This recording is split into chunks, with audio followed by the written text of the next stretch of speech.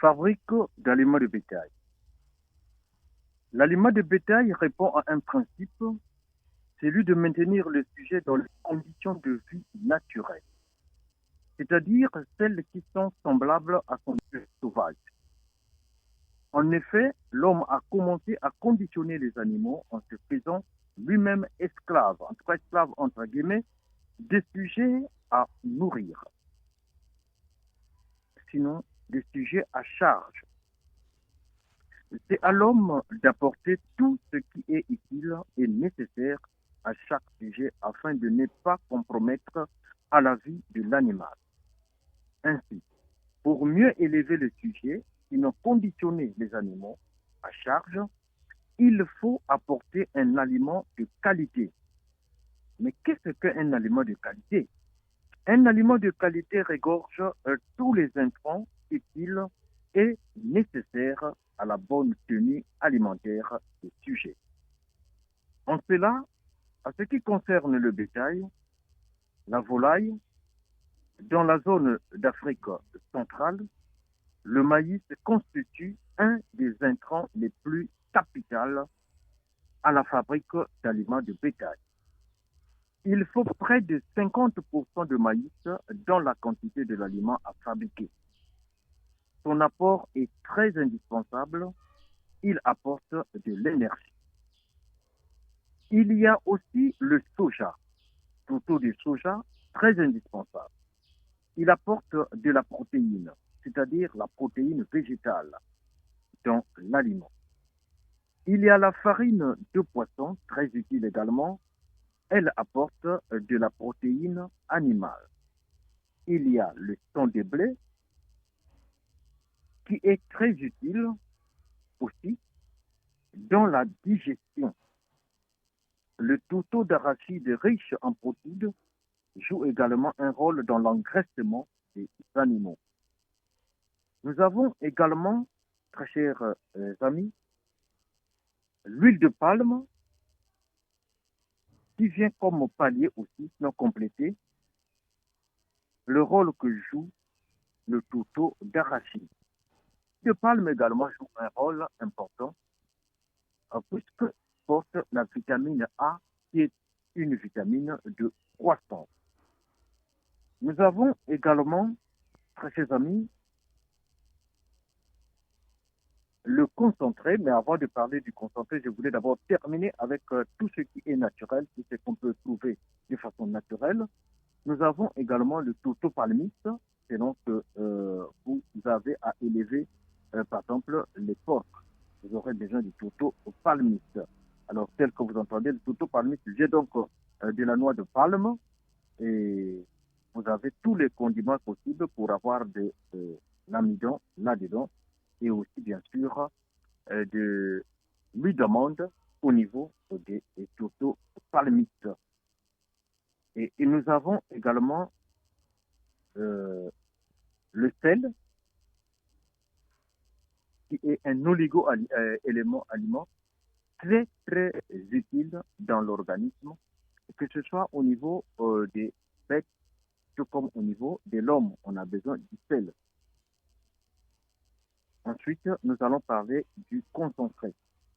Le concentré, comme vous le savez, c'est un ensemble des éléments travaillés au laboratoire. Donc, les intrants, on a eu à extraire en miniature ces éléments très utiles dans l'alimentation. Je vous prendrai par exemple l'exemple de la lysine,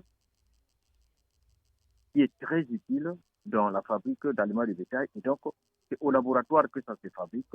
Et le concentré est donc vendu partout, pratiquement dans les pays africains. Et c'est fabriqué au niveau de la Hollande. Ce n'est pas une publicité que je voudrais faire. On en trouve au niveau de la France, on en trouve en Italie, on en trouve en Amérique, on en trouve au Brésil. Et donc, tout dépendra de la correspondance que vous allez faire dans les différentes maisons de fabrique de concentrés. Et vous trouverez un concentré qui va vous apporter du bonheur. Vous pourrez utiliser le concentré honte ou alors le concentré cher, selon la qualité de l'élevage que vous menez. Alors donc, vous aurez tout cela pour apporter un plus à votre aliment. C'est vrai que dans d'autres pays, on n'utilise pas le concentré, mais pour mieux apporter de la vivacité à votre aliment, pour mieux compléter votre aliment, il est toujours utile de faire mention du concentré. Quel que soit le concentré que vous allez acheter, vous aurez le pourcentage, comment est-ce que vous allez utiliser le concentré. Donc, ne sert à rien de vous expliquer comment ça se passe. Alors, maintenant, dans la pratique, c'est autre chose parce que la pratique nécessite quand même peut-être une vidéo pour que quand on va fabriquer l'aliment, vous saurez voilà ce qu'il faudra faire, voilà ce qu'il faudra, avec quoi il faudra commencer et avec quoi il faudra terminer. Maintenant, entre-temps, vous avez tous les éléments nécessaires qui rentrent dans la fabrique de l'aliment de bétail.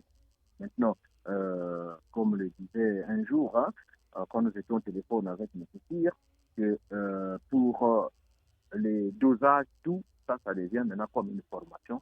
Alors, ça nécessite autre chose également pour que l'on se mette à vous dicter ce qu'il faut pour votre aliment de bétail selon la quantité d'aliments que vous voulez fabriquer, parce que la quantité d'aliments varie selon les, les nombres de sujets que vous avez à nourrir. Voilà un peu ce que nous pouvons retenir de notre aliment de bétail.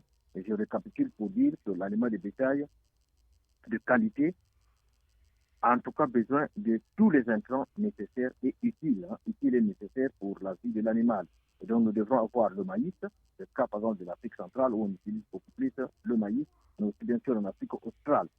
Et nous avons le tourteau d'arachide, nous avons le concentré, nous avons le sang de blé, nous avons le tourteau de soja, nous avons le tourteau de plutôt la farine de poisson, nous avons l'huile de palme, nous avons besoin du calcaire, et le calcaire aussi est un oligo-élément très important pour le durcissement des écorces des œufs.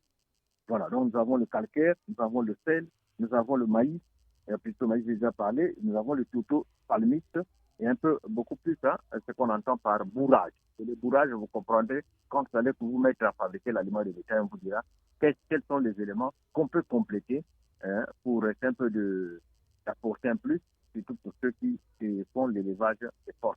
Voilà un peu ce que nous pouvons retenir pour un mois les détails, la fabrique d'aliments de bétail.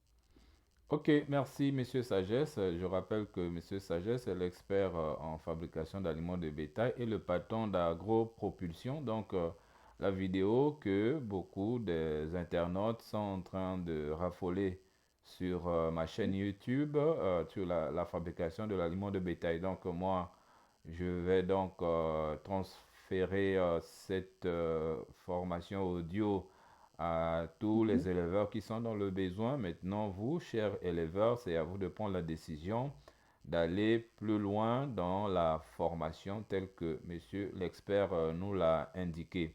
Alors, concernant les modalités de formation, je pense que ça fera l'objet d'une autre communication, que ce soit le coût, la durée que ça peut faire. Je pense que monsieur Sagesse voudra. Est-ce que monsieur Sagesse, tu as quelques informations que les éleveurs devaient mettre à ta disposition pour te permettre de préparer une formation pour eux, ou bien tu connais déjà qu'est-ce qu'il faut faire et qui peut être adapté chez n'importe En quel tout cas, éleveur?